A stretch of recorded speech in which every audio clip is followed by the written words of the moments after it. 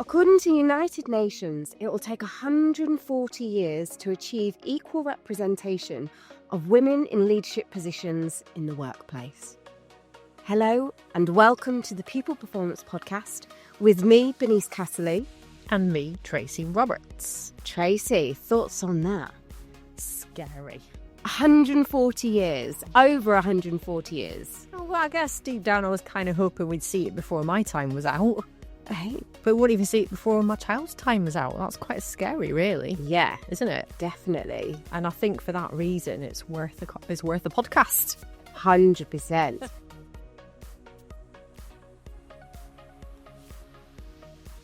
I think just looking at that stat alone is 100% links into International Women's Day, which is on the 8th of March. And when we take a look at the theme this year, that stat 100% ties into the importance of accelerating action.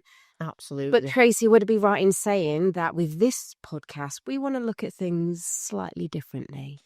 Yeah, it's such a fine line to walk, isn't it, when we have these conversations? Because I guess my experience of coming up through leadership has been quite diverse, quite different, always in male-dominated spaces. I can see its challenges and I've experienced them and I'm happy to share some today.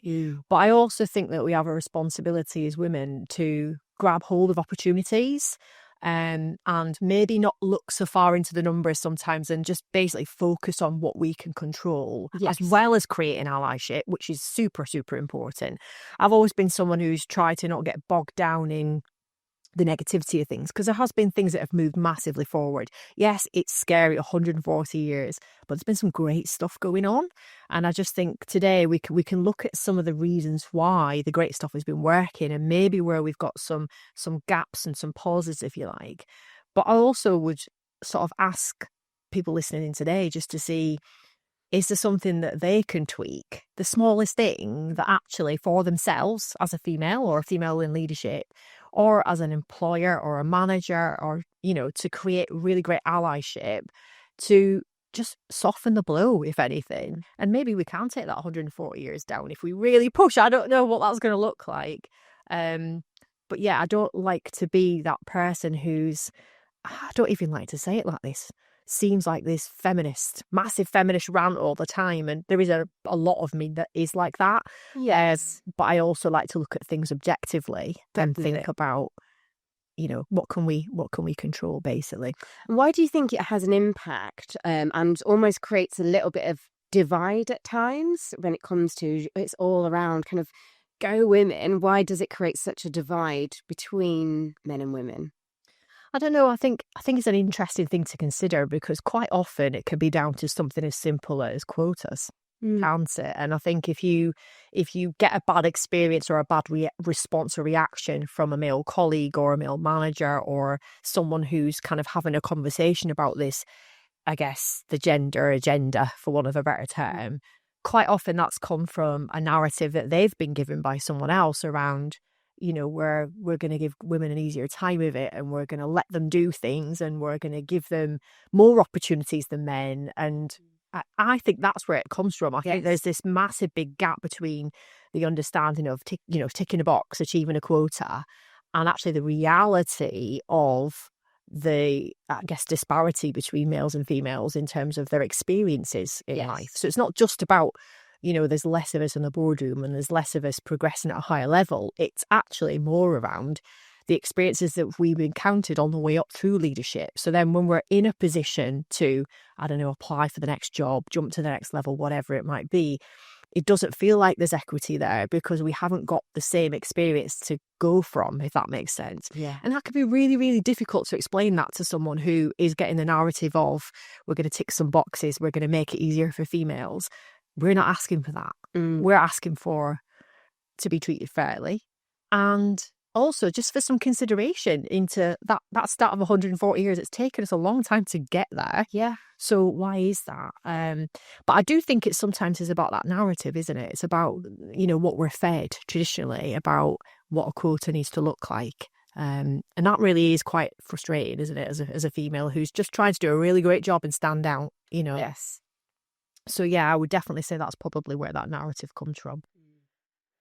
And what we've been doing just this morning as well, Tracy, of course, is just taking a look into just some research, because you mentioned a moment ago around we don't want to just kind of throw loads of data, but when it comes to understanding what all of this looks like, we do need to explore and to take into consideration some research.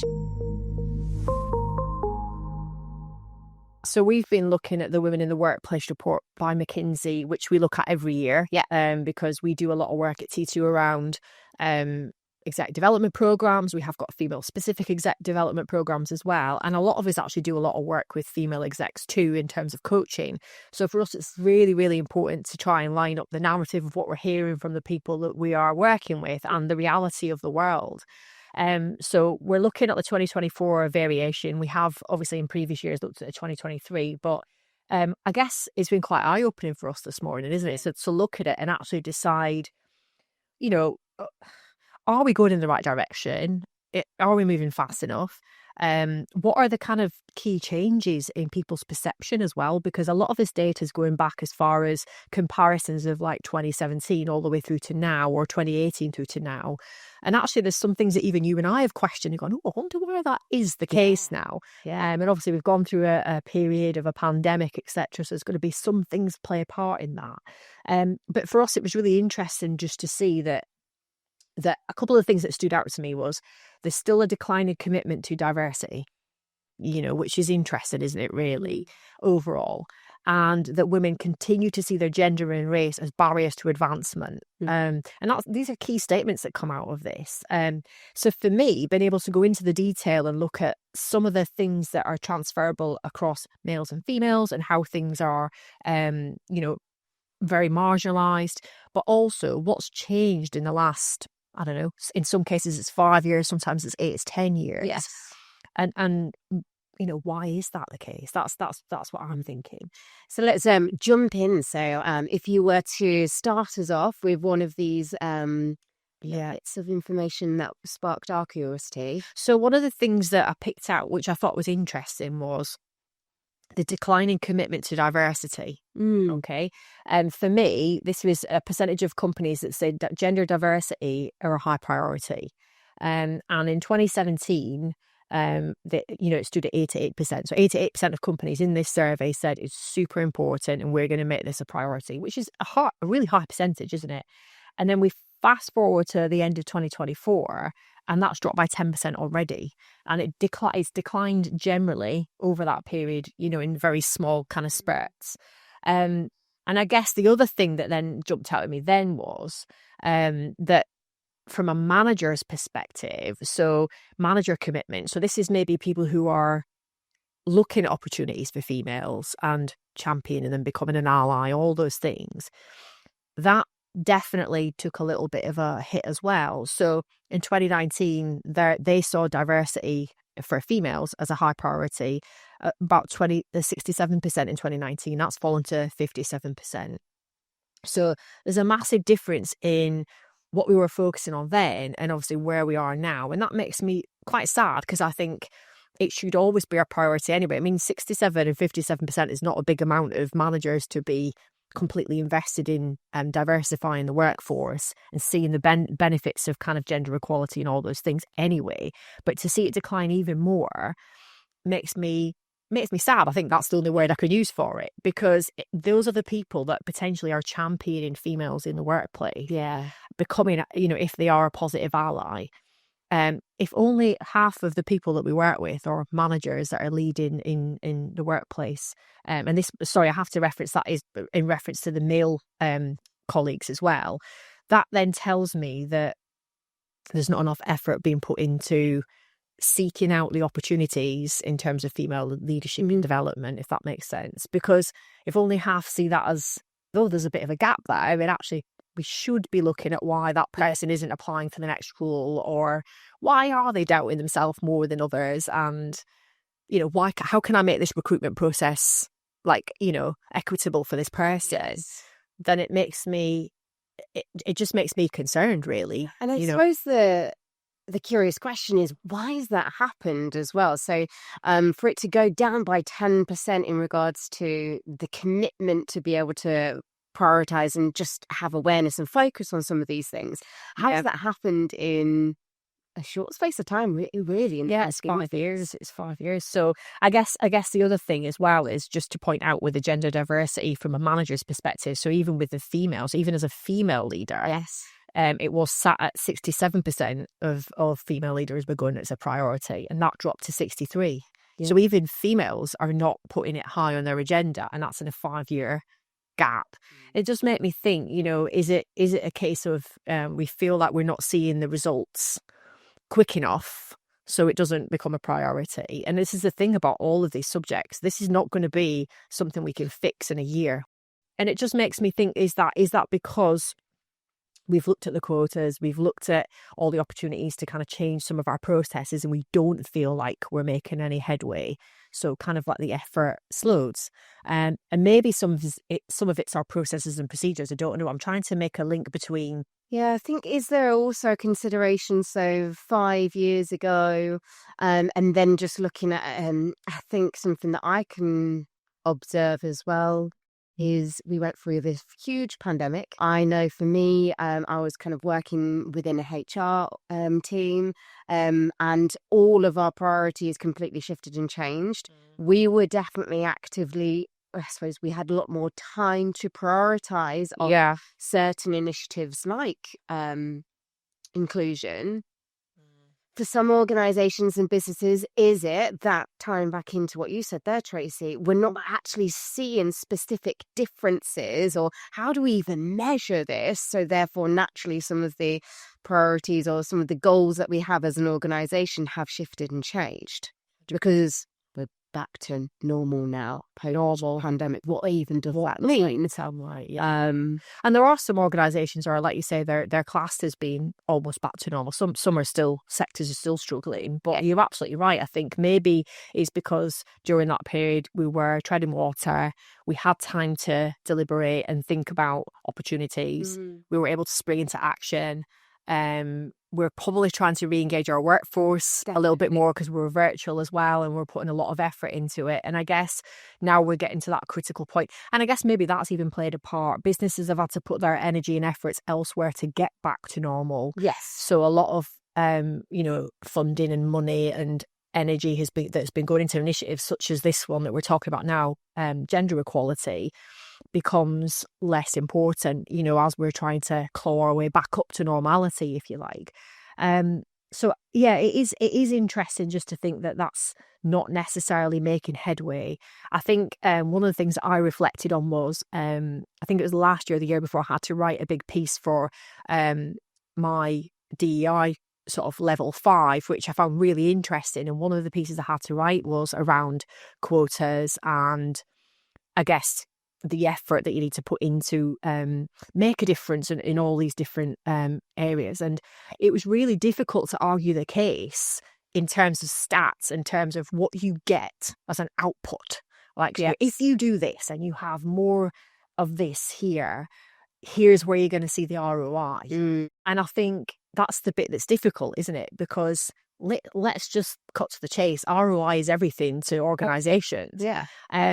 But if we flipped it and went ROE, return on expectations, that might be a different way to look at things, because what could the expectations be? And that's where some of the research is kind of heavily weighted towards. It's the reality of the workplace environment and the kind of take on things that we get that's different from having different diversity in the workplace and having more women in the boardroom and all those things. And I think it can be really difficult to talk a solid language to get commitment when you can't say, I will put £1 million to your bottom line, or whatever it might be. And for me, that's the biggest stumbling block. But also it depends on the sector and the environment you're working in, because in some sectors we're seeing a huge difference. In other sectors it's actually going backwards. And I spoke to quite a lot of public sector organisations recently where their gender kind of diversity is actually reversed a little bit in the last 5 years. I've seen a lot less people come into the organisation that are female. Not in all areas, I have to say. It's kind of more in pockets and stuff. But it does make me think, why are we not attracting more people? I was also just reflecting on something quickly there about my daughter going in that phase now of going GCSEs and thinking about college. And when we went to a careers fair the other week, how different it felt, because people that were advertising STEM related jobs, they were literally trying to drag her in, and it felt a bit courty, if you like, because you could clearly tell they wanted to try and encourage other females to try these things. And where my daughter might not have been interested in some of them, it was quite good to see that there was a positivity in terms of, let's have a conversation about this stuff, because actually you might not think it's naturally a role for you. Yeah, I'd like to challenge that. And I did quite like seeing a lot of female representation there as well. But then there's the call to come into the role, and then there's when you're in the role itself. And I think there's a bit of a gap still with some organisations as to the support or the allyship that you see when you're actually in the organisation. That's just my take on it.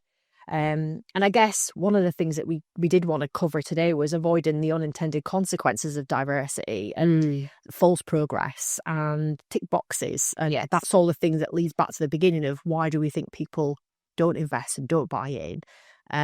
It's a bit of it can be really, really hurtful to what we're trying to achieve. Yeah, and I think if we don't have that understanding on, I like how you put it, Tracy, what's the return on expectations? If we don't have the clarity around that, could that be why we try and build and put an incentive in place, or we set up like a women's networking group or whatever it might be, or maybe we're doing some we're looking at pay and we're kind of doing some analysis around what that looks like. If we don't have the right understanding on what it is we're trying to achieve, or what is it that we're trying to change here, is that then why it doesn't have an impact, or even actually kind of creates even more of a divide, or even damages some of the things that we're trying to focus on? I think it can, and I think I've definitely experienced it in workplaces I've been in previously, where almost you're trying not to get into an argument with male colleagues about some of this stuff, because the perception, and I almost understand why they feel like they do sometimes, because they're being fed this narrative of we've got to tick boxes and we've got to reach quotas. They're not necessarily sharing the same experience as us. Yes. So I've had a conversation recently around in another organisation with some female leaders that we work with around why they don't want to advance and why they don't want to take things forward. And one of the things that their male colleagues have been kind of pushing back on a little bit is, why should it feel like you guys are being given a little bit of an edge in this particular recruitment process? And it's really, really hard to explain to a male member of your team that your experience, and that's what it is, your experience has been different. Yes. It's not about being equitable at the top and thinking that everything's been placed out for you in terms of the procedures and the processes for assessment or recruitment or whatever it might be. It's about when you get there, the level of experience that you've had, exposure to things has been less. Does that make sense? So I can definitely recollect interview processes and conversations that I've had where I definitely have felt at a loss for conversation pieces, because there's been certain things I've not been exposed to. So in one particular company I was in, I can just remember hearing about meetings that have gone on that I wasn't invited to, and then thinking of what did I miss in that meeting, and why was I not included in that conversation. I've been in meetings where I've spoken up several times and been batted down, and then my idea used in a forward, something moving forward. Now, do I think that it's a fair representation of every single instance or every single organisation? Absolutely not. But I do think that still exists. Yes. And half the battle is to get people to recognise that it exists.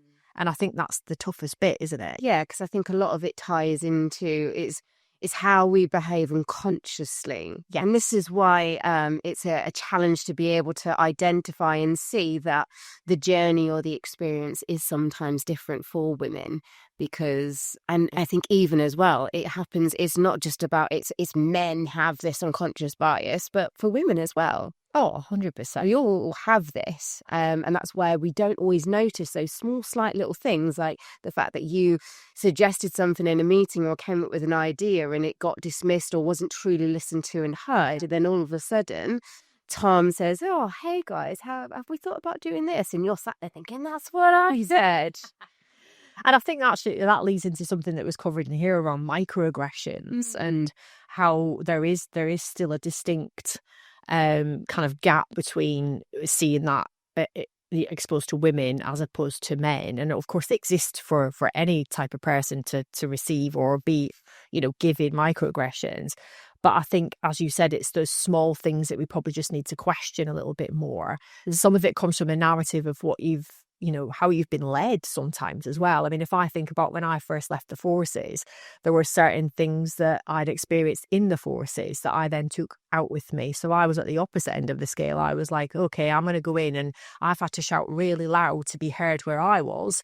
So actually, I'm going to have to do that when I leave as well. And it took me a little while at the beginning of my leadership journey outside of the forces to realise I could be my authentic self. I didn't have to shout up. But that comes from, I mean, I guess to put it in perspective, in terms of when I joined the forces, I was 16. Yeah. So I was still being parented by the Navy, which is quite scary, really.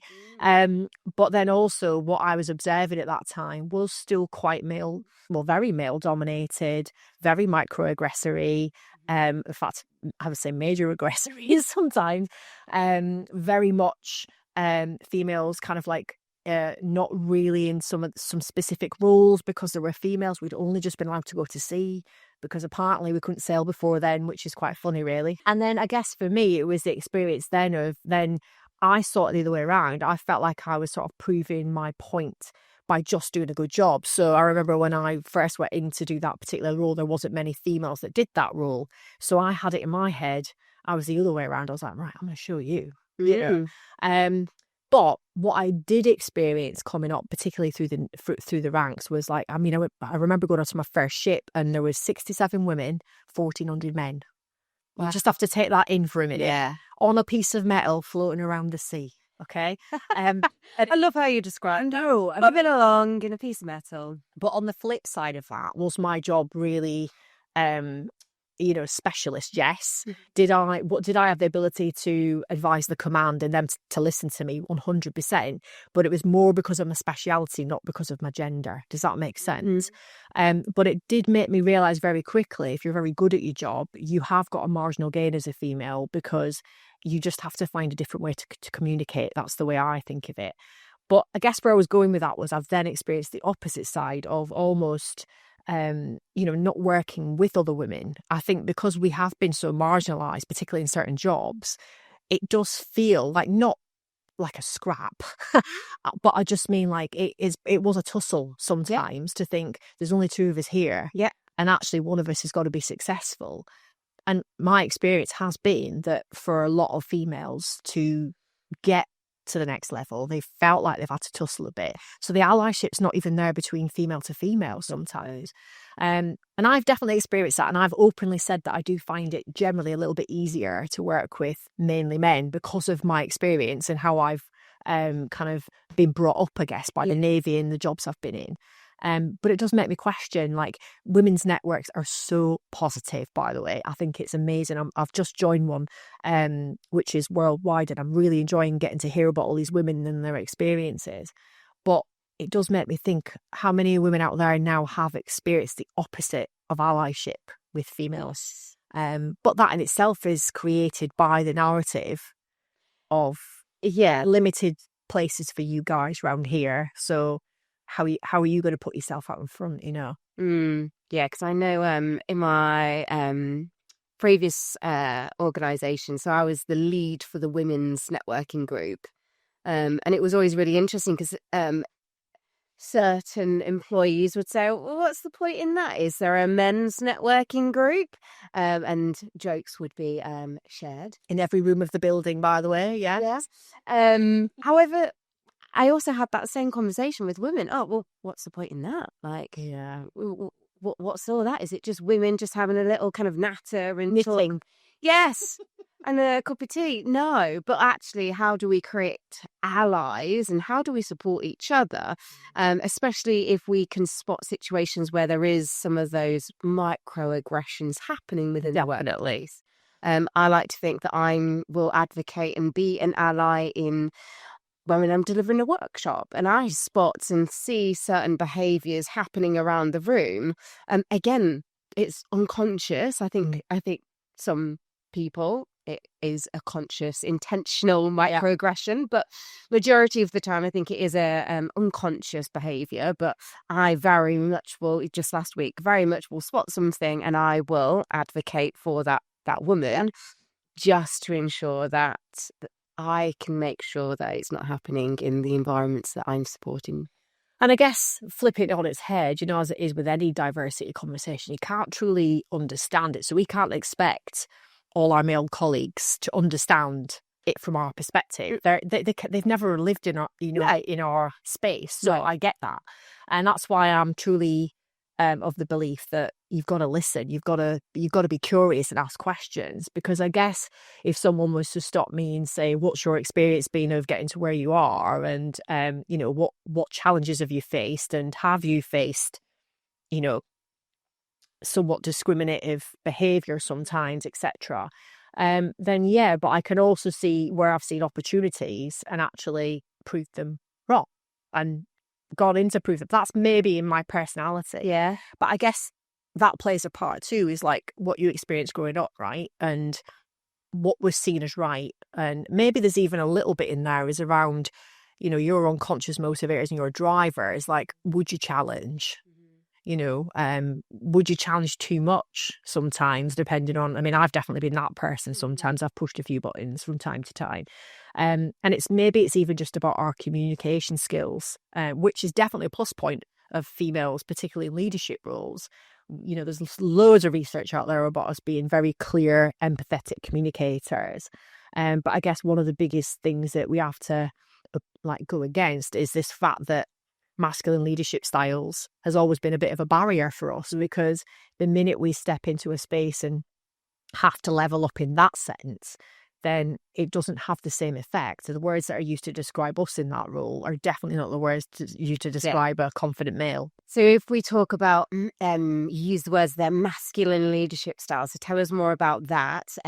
What are some of the characteristics that we would see when we explore that? Well, I guess what's interesting about that is even just saying it sounds a bit wrong, doesn't it? Because for us, we don't see the difference. But that, I guess it's something that we want to draw attention to, because it's definitely something that's come out of all this research about how females do feel like they can't show their authentic self. That's not to say that some females aren't naturally more direct in their communication style, and I guess the irony of it is that, what does that actually mean, the masculine leadership style? It probably just means clear and direct. Clear and concise. Yeah, and probably less empathetic nature. Doesn't at any point in any of this research say there's no support going on. It probably just doesn't, even just that statement kind of doesn't make you think of high challenge, high support. It makes you think of high challenge. Does that make sense? Yes. Whereas I guess for women, we are naturally, our characteristic, and this is obviously very generalistic because we're all very different, more inclined to think about the other person. We're more inclined to be we, not I. Yeah. And as a consequence of that, people will see that sometimes as maybe us being too supportive. Yes. And that's not for every individual. But I guess if you're going to use true directive leadership, if you like, one-way transmission, then from what I experienced, particularly the forces, you didn't even bat an eyelid. Okay, clear instruction, I know what I'm doing, I'm going. And the minute that you put a woman into that role and they are that way, they get all sorts of words said about them behind closed doors. Yeah. And that's always a frustration for me, because you're doing the same job. Yes. It just doesn't seem to, I think gender traditionalism was the statement that we just saw in here. Like, what do you expect of a particular gender? And that can cover so many different things. Yeah, and I think, again, it's so fascinating and interesting when you do look at those communication styles, how you can demonstrate and display very similar traits and characteristics. However, how it's perceived is actually going to be very different. And I read an article once that said when it comes to women, we often have to, in order for us to be assertive and provide that clear and concise message and for it to be received respectfully, we need to be assertive but warm. That's interesting, isn't it? Very interesting. And I think I'm very conscious if I am given maybe clear and concise. I like to think that I'll try and be conscious to think about my tone. I'll have the smiley face in. But that's it. Yeah. There's research that suggests that there was one study that was done. I think they actually videoed people and shared. It was the same message, but based on tone and facial gestures, they found that it was received much better if that woman was conscious of her gestures and how she appeared and sounded when she was delivering the same message that a man said. I think that's absolutely fascinating. It backs up some of the conversations that we have here around our vocal and physical image. Yes. And women are, on the whole, more naturally going to be expressive in one way or another. And some of that is tone and expression and your vocal image, so to speak. Some of it is your facials and your use of space and all those things as well. And I think that's a really interesting thing to land on, isn't it? Because sometimes I think, going back to this piece about, there was a really great article I read this morning about some women giving up the next rung or stepping out of business because they felt like the thing that actually was the straw that broke the camel's back was that I cannot embrace my authenticity in this role or the next. And I think it's really sad to hear that, isn't it? But it kind of is linked to that. It's like, okay, I'll be seen in a certain way, I'll be heard in a certain way, I have to adapt. And everyone's got to adapt their leadership style, their communication style. But I guess on the environment you're in, do you feel like you're 100% like, I always think of it like this, or if you're having to go in and play a part at work, imagine how exhausting it is to be in character all day. Yeah. And I think for some leaders that we coach here, it feels like that because they're, I don't know, let's say they're very, very naturally directive and we're saying to them, look, you've got a whole lot of people working for you that are amiable and you need to be coming halfway with them and using a little bit of different language. It's really exhausting. So I can't imagine what it would be like to be, well, actually I can imagine because I can remember one job I was in feeling like I was having to act differently all day.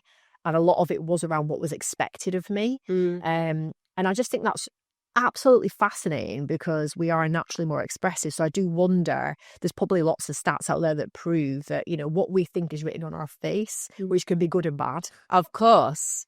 But, does that play a part? Because all the research states we connect with people as a female more naturally, usually. Is that because there's authenticity coming through, or is it because we show how we feel more easily? I don't know.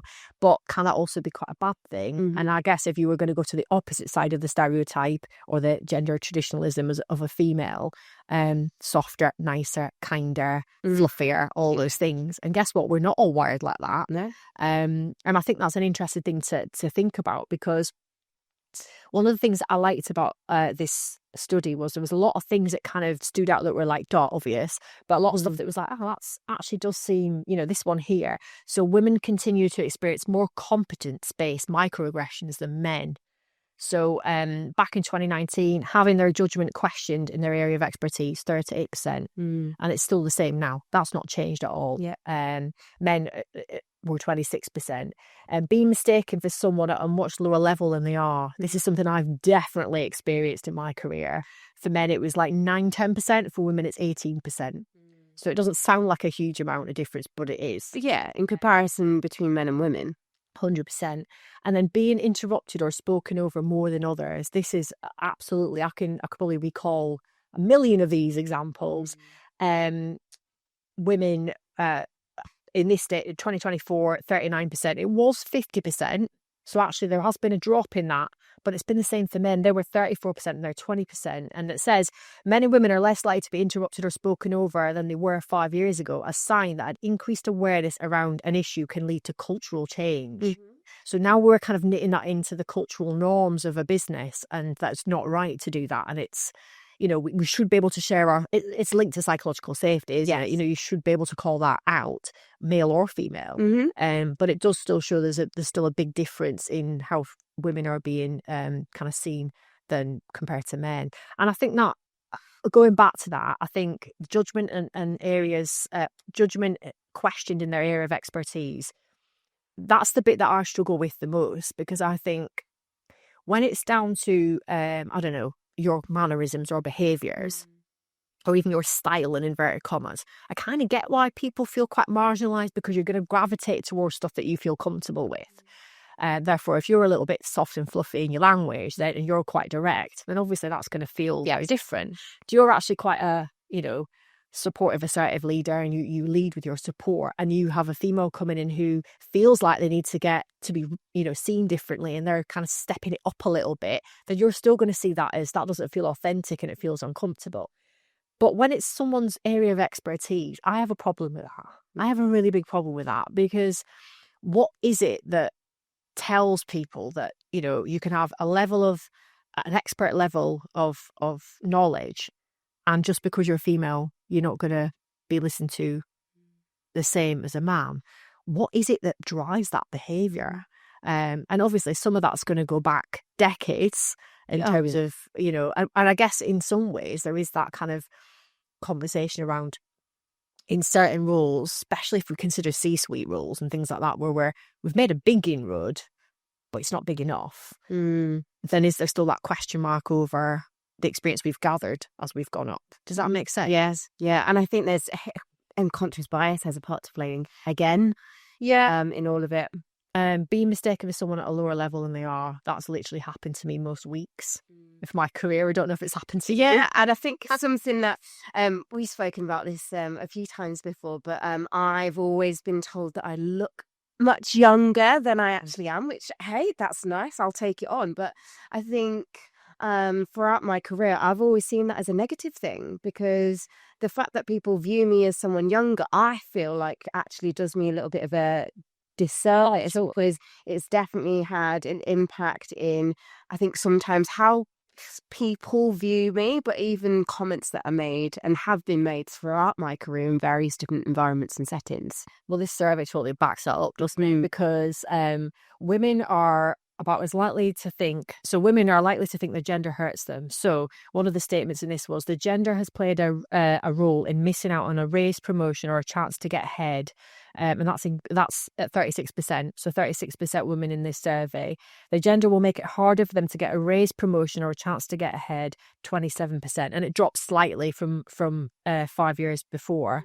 But what's interesting is that men are now twice as likely to say that the gender has played a part or will play a role in them missing out on an opportunity to advance now. So in 2016, it was 10%, now it's 22%. And I'm wondering if there's a correlation between trying harder to make it kind of, fairer for us to be promoted or be pushed forward, as to how that's affecting a male's perception now. Yeah, this is where it's really fascinating. There was, I can't remember who it was, but there was a podcast that I listened to possibly a year or two ago, and that was fascinating because they spoke about all of this, kind of incentive and drive towards equality for women, and actually the impact it's having on how men feel.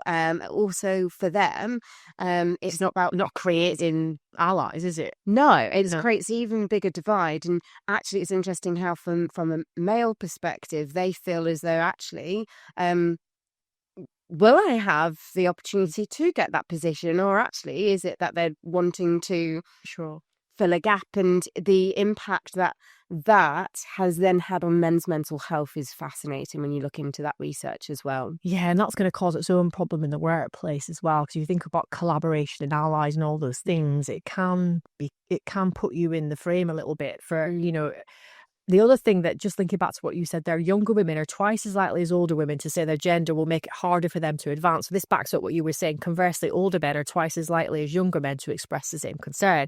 So it said here that for women, if you were under 30, 42% harder for them to advance. That's what they think. Yes. Over 40, 21%. So it halves. Yes. And then for men, it's still 11% under 30, but it's around about the same as women. It's 23% as opposed to 21. So what that's telling us there is that there's kind of this sweet spot, or that's what it's telling us, isn't it? The ideal age for a woman in her career would be probably my age, which is good. But again, it will depend on your journey, because you might not be the way that the workplaces are flowing these days. It's not as linear. You have a squiggly line career now, can't you? Go all over the place. And for some women, I guess it's key to point out that, we were talking around what is it that affects that? And it probably is that stuff that we're not really supposed to think about anymore. Like, oh, are they of childbearing age? And, are they likely to take time off work and all those things? There's going to be loads of other stuff in the equation. Probably ties in a little bit with being questioned about your abilities and your competence-based stuff, because people will look at you and think you haven't got the experience, you haven't got the time in the wicket. Whereas when you get an oldie like me standing in front of a room, they go, okay, she's had the paper round somewhere really off. She probably knows what she's talking about. But I mean, don't get me wrong, it fills me with a little bit more confidence that I won't be looked at any differently now. But it does tell me that we've got a little bit of work to do, because based on traditional kind of education methods now, not all women are walking out into university and then, delaying their start of work until they're, I don't know, mid-20s sometimes when you're at uni. A lot of women are actually walking out into apprenticeships and straight into jobs or straight into the forces like I did. And actually, they've got a lot of experience in the working world. Yep. So even in their 30s, they're go-getters.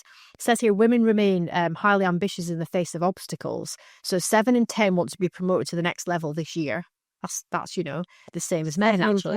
Yeah. Yes. And younger women are especially ambitious. More than 8 in 10 are seeking a promotion already. So all those under 30s that are kind of feeling, I guess, misrepresented and maybe that there is an opportunity there, there's a little bit of friction there, because they can probably almost feel that kind of shift in terms of, am I going to be taken seriously? But what is actually driving is, well, I'm going to prove you wrong. Yeah. And I'm going to, but again, that can have a negative kind of vibe in a workplace too, can't it? Definitely. And I think as well, if people have had different experiences and different journeys, as you describe it, Tracy, it's that, does that give me a level of ambition and drive in order to prove that? But of course, for some people, it can go the opposite way, can't it? Oh, 100%. And here's the other one. Women are almost twice as likely as younger men to field unwanted comments about their age. So percentage of women and men under 30 in 2023, this was from the back end of the year before, who say their co-workers have called attention to their age unnecessarily. And this is we're only basing this on the younger generation, so we're not going up into the higher echelons, but 22% of women, twice as much as men, people will make comments about their age. And I think you and I have both shared our experiences over how that's showing up over even just in our jobs as consultants, and going into I don't know, lead a tricky subject, if you like, or to talk about cultural elements, or to talk about business, and you almost get that little and you're like, okay, yeah. And that does, like you say, for someone like you or I, that drives us to go, I'll show you. Yeah. But I have had co-workers who've been the other way around and felt like, I mean, a great example of that would be, we work with a lot of female leadership programs in the public sector, don't we? Yes. And I guess some of the irony of that is we shouldn't really have to have female leadership programs. Yeah. But we do. And a lot of that is because I think it's twofold. One, we're trying to give people the confidence to speak up in a safe environment, gain allies, feel safe around other females. I think I'm going to put that in there as well. But also it's about allowing space for conversation about some of the misinterpretation. Because I was just thinking back to some public sector work that you and I did last year, and some of the narrative that came out in that room was they were fully capable of taking the next step. Fully capable. And actually their HR teams, their leaders were saying, you are capable to go to this next big role. And a lot of people in that room went, no, thank you. And the reason they went no thank you is 2-3 different kind of variations. One was not being taken seriously and experiencing all this stuff. I've been shut down in meetings. No one's going to take me seriously anyway. I'm going to be a tokenistic female leader in that role. Some of it was around imposter characteristics. So as we know, women are more likely, not just likely, because males are just as likely to have some characteristics, to judge themselves based on those things, but they'll believe that because of the narrative they've been hearing, rather than actually base that on real life experiences of, I've not been able to do that previously, or when I did this I got it wrong. It's mainly going to be what they've experienced that makes them feel that way. The other side of it is actually looking at the level above and going, how will I be treated up there? And I found that particularly worrying, because I thought, if you're in any role in an organisation, I 100% think you should always be able to look up or side to side and go, ooh, that looks nice. I'd really like to try that. So for a lot of women, particularly in the public sector, they were saying, I don't like the feel of the vibe of what that looks like. It still feels a little bit too male dominated, maybe even misogynistic in some cases.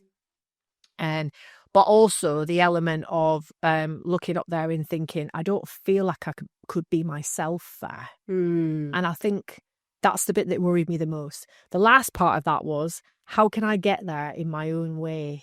And the reason I bring that up is because going into the interview process, is it equitable in terms of, okay, so you've had a wiggly line to get there, you've had a different journey. So when we ask you to recall certain situations or lean into some experience, or, I don't know, take some information you learned from a mentor, you haven't had the same experience. So when you get there, they're not as readily available for you.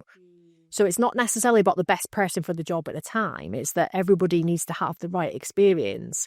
And when there are a few little gaps, like, there haven't been as many female mentors for me to work with, or, I haven't been given an opportunity in that role at that time in my career, because back then there wasn't as many women doing that job. I've been given this particular role, and it feels like I was given that role because that role went to that male colleague. There's all these different experiences.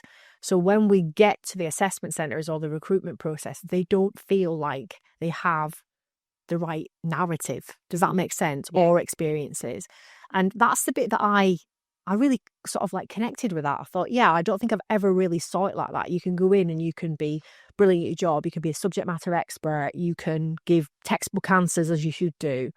But when they ask you for your opinions and your thoughts and to dip into previous experience, if you haven't had the same journey, then you haven't had the same journey. Yeah, but then research also shows that if a woman feels as though she hasn't had enough experience, she wouldn't even apply for the job in the first place. And that's a stat that's been thrown around for a few years now, and probably quite a few people have heard that one before, but that's really interesting in itself. Yeah, and does that then create this gender divide in the workplace? Because actually women, if they see a job and think, I don't hit every single one of those criteria, elements of the criteria, I'm not going to apply. Whereas naturally men are able to look at that and think, yep, I've done that. I've got experience in X, Y, and Z here. Not done that before. However, I think I've still got a chance here. Let's apply and see. That's also going to have an impact. So actually, as women, are we doing ourselves a disservice in all of this because we see an opportunity and we're not trying and going for it because we don't think, oh my goodness, I don't hit every single one of those things. No, because we've got, a lot of the statistics prove this, that we want to be honest. Yes. And that the part of that integrity piece is, I want to feel like when I show up in front of someone, I show up correctly. I'm not fudging my story, because I want to be authentic. I want to be authentic, but also then because they haven't. So as an example, one of the pieces of research I read, and I think it was the same one you were talking about, where if there's 10 things on a job description and a man sees that there's 5 of them that he hasn't got experience, he might go, oh well, I either will come up with a great example or I'll go speak to my mentor about it. Yeah, a female would go, there's 2 there that I definitely haven't had an experience of. I don't have a mentor. I can't give you an example. Therefore, actually, does that mean I'd be rubbish at that job? Yes. And I think that's the difference. And I don't like the term imposter syndrome. It's characteristics. We all suffer from it in some shape or form, but we do recognise it because of experiences we've had in the workplace. A lot of women do suffer from it more often than not, because the question mark is always there of, do I know enough about that? And a lot of that isn't just your knowledge, it's about the conversations you've had, the support you've got. And I think for me, the allyship bit there is important because it links back to what we're saying there around only about 50% of leaders, male or female, are actually thinking this is a problem. Yeah. And if they're the people that are going to push you to take the next step, what should they be thinking about? Well, they should be thinking about removing some of these barriers. Yeah. And some of those barriers are creating those mentor, opportunities. Yes. It is listening to what's being said by the individual, the experiences that they faced, because I think we can imagine what that feels like, but until you're in those shoes, you cannot say, and I'm sure, by the way, there's loads of guys listening to this right now who go, as a male, I've been constantly shut down in a meeting before. Yeah, of course. 100%.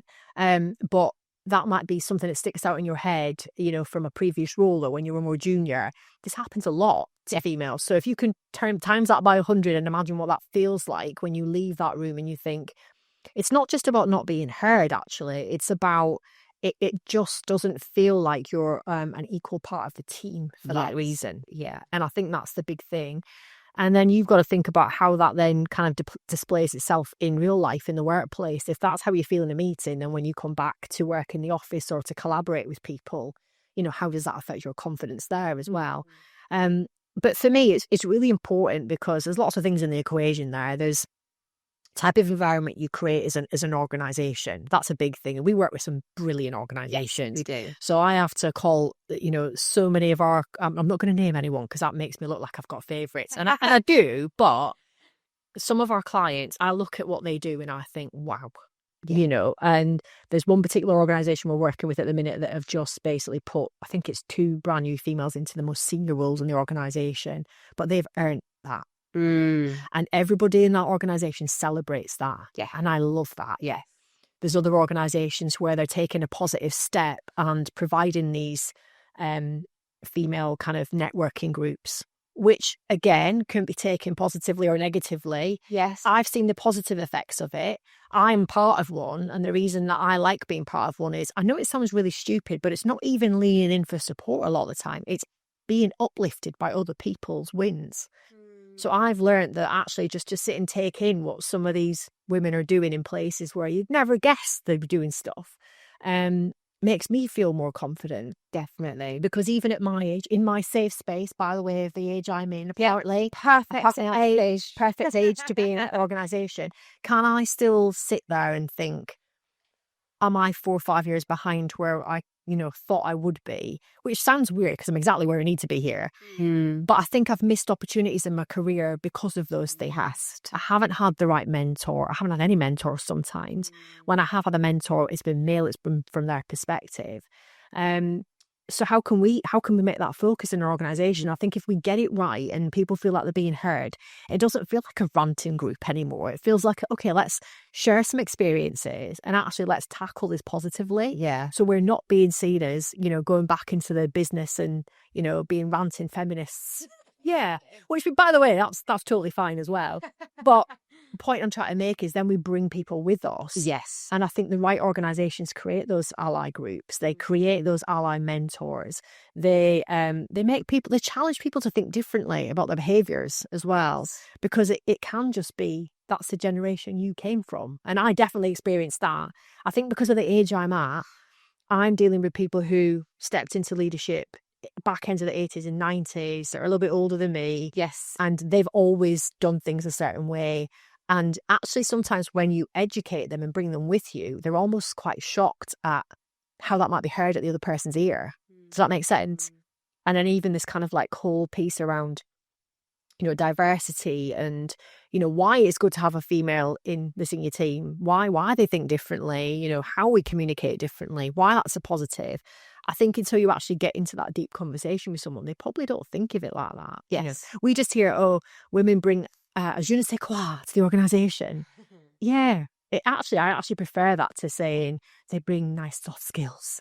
Because je ne sais quoi says it could be something else. And also as well, I think that's a discredit to men as well, that some men don't have good soft skills. Because of course we see that they do. Yeah. But that's... Yeah, it's a generalisation, isn't it? That's it, yes. So I think one of the things I've taken from this is, generalisation has to go out the window because there's so many organisations, A, getting it right, B, having people absolutely busting all these numbers and saying, like, in spite of everything, this is me. We have organisations who, when they put their energy into something, are seeing a massive difference. And I've spoken to many organisations, as I'm sure you have with the partners we work with, who see a real difference. So by having that diversity in some of the senior positions, and even down in the sort of entry positions, they're seeing a real difference in how we see the world. Yeah. The worldview changes in an organisation, and actually we start to challenge and get better results as a consequence. Yeah. But I guess really the main takeaway is to think about, there's two sides to this. There's the ownership piece from us as females. As women, yeah. And what we can do for each other. Yes. And one of the biggest things I want to call out is we're not against each other. No. We're with each other. That's it. And I've definitely worked in organisations where that's not felt like the case. And it's been... Yeah, I've seen that, yeah. Yeah. We need to get over that. 100%. And it's all about how can we come together in order to drive improvement and change. Absolutely. And I guess for those of you that are listening now who are managers, who are male allies, or people who, want to show up like an ally, think about those things that you can do to really make a difference to the women in your organisation. Whether it is you just haven't been curious enough. Like ask more questions. Definitely. Make less statements, ask more questions. I don't like that expression of walk a mile in my shoes, but sort of that kind of... Yeah, because you can't physically do that, but it comes down to, asking questions and just listening, that alternative perspective, because so much happens that we don't see. And this is why sometimes it creates a bit of divide, because for some people it's a case of, I don't see why this is even an issue. And I think if you are even kind of from listening or watching this podcast, you're still in that position where you're thinking, but why is it important? Then I would say that report that we've spoken about today, so McKinsey Women in the Workplace report, should probably drop that into the comments. Definitely, that's available. You can find that on Google. A book that I would definitely recommend reading. So if you are a woman, or there's a woman in your life, if you have a wife, if you have a daughter, if you have a mother, and you care about this, then The Authority Gap is a fantastic book. The very first chapter alone just talks through around a lot of research, not only just in women in the workplace, but just in all different areas and aspects of life, because that 140 years that we spoke about at the very start of this podcast, that's specifically to women in leadership. So it could take over 140 years to get equality for women in leadership. When you actually then look at just in general, centuries. And I think you brought a really good point up there, helping us round up there, is it's not just about women in leadership. It's thinking about you as an ally in some shape or form for any female in your life. Yeah, that's it. And you've got a wife, you've got a daughter. I've got a 15-year-old, and I definitely don't want her to experience some of the stuff I experienced growing up. I've definitely brought her into a world where she sees things differently than I did. There was a lot of gender traditionalism when I grew up about, women in the house and men out earning. That sort of shifted. And for me, it shifted, as I went into my early teens, as my mum become a single mum, and I saw things a little bit differently at that point, but there was still a lot of stereotyping around the type of jobs that you would get. And even when I left school, it was still very much, I remember people laughing at me because I was joining the Navy, let's put it that way. She's in a different world now, where actually the world is her oyster. She knows that she can challenge certain situations, but what this is telling us is that she still probably wouldn't be taken very seriously, and that there will be questions at certain points in her life as to, is she the right person, or is she the right gender for that job? I myself have heard comments around, are they of childbearing age, and are they going to be menopausal, and all those things in certain environments I've worked in. And whereas I appreciate, actually, from a positive perspective, to get support if that was going on for you, that's one thing. Having a question mark over a female because of those things is not right, because we can juggle a lot. One of the biggest things about a female is we can juggle many hats very successfully most of the time, and it goes without saying that we're just going to bring a different perspective. So I think I would kind of encourage people to think about what they do in their organisations, what they can do for the people in their lives. And, it's not a HR initiative. No. It's a nice thing to land on. This is something that you need to own. Yeah. So, you know, if you're a female in a job and you see things going on, like you said earlier, I'm going to own this. If you're a leader or a manager, and male or female, champion, let's get that 50% up of people thinking it's important to do this. Definitely. And let's challenge some of your thoughts actually around, you know, are you looking at people with a different lens? Yeah. Are you saying the right things? Are you encouraging women to lean into their expertise? Or actually, are you adding to those imposter characteristics from time to time? Call it out. Call yourself out on it is what I would say. Yeah. But most importantly, we don't want to wait 140 years. Definitely not. Well, I can't. And I mean, I'm at that age now. I might be at a safe age now, but I'm not going to be then. So, yeah. And yeah, we just need to think about what we can do to make a difference. We've got to create more allies. We've got to do more in our workspaces. And there's a lot of really positive stuff out there as well. And I think that's why we wanted to come in here today and not just go on about how negative things are. No. There are things going on in organisations that are really making a massive difference. Yeah. So, you know, make sure that you take everything into consideration. 100%. Good chat. Yeah. Really enjoyed that.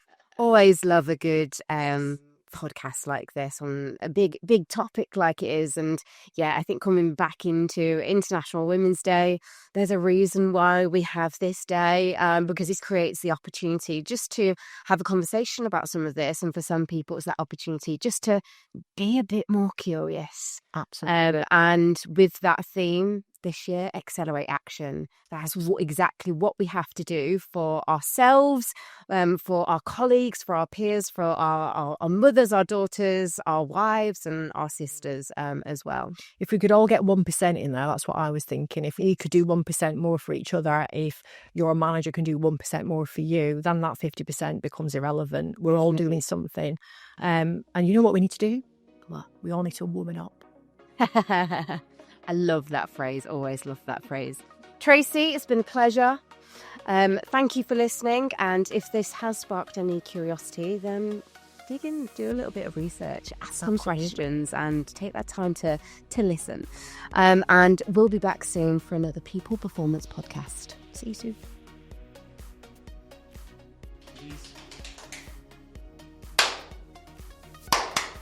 Thank you. You're welcome. That was our allyship. Do you see that? We have supported each other. That's the only clap we're going to get this week as women. We could probably use that song. Let's clap for women. Let's clap for women.